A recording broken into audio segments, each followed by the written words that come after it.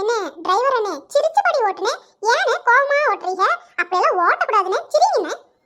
எப்பா தம்பி, என் முகமே அப்படிதான், இப்படிதான் இருக்கும். கவின் பாண்டி, இங்க பாருல, இந்த அண்ணாவை பார்த்து நல்ல பல்கா இருக்கிறாரு. ஆனா அவர் பேசும்போது கவனிச்சீங்களா? வாய்ஸ பாத்தியா? ஆமல வச்சு ஏதோ டயருக்குள்ள எலி மாட்டின மாதிரி கீச்சு கீச்சுன்னு கொஞ்சம் கவனிச்சு கேட்டாக்கா அப்படியே லேடிஸ் பேசுற மாதிரி இருக்கு. ஆளுக்கும் வாய்ஸ்க்கு சம்மந்தமே இல்ல.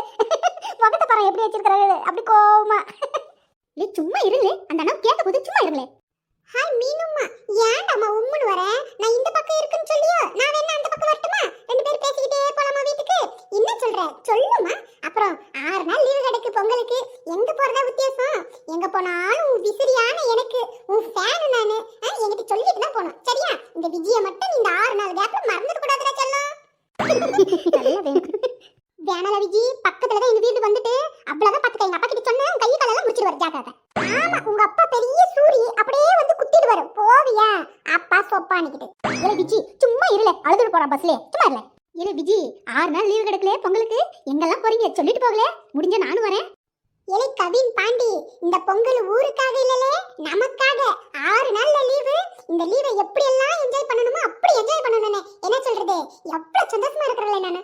பூஜா, எல்லாரும் சேர்ந்து சொல்லுவோமா? சொல்லலாம்ல. இந்த பொங்கலுக்கு 6 நாள் லீவு.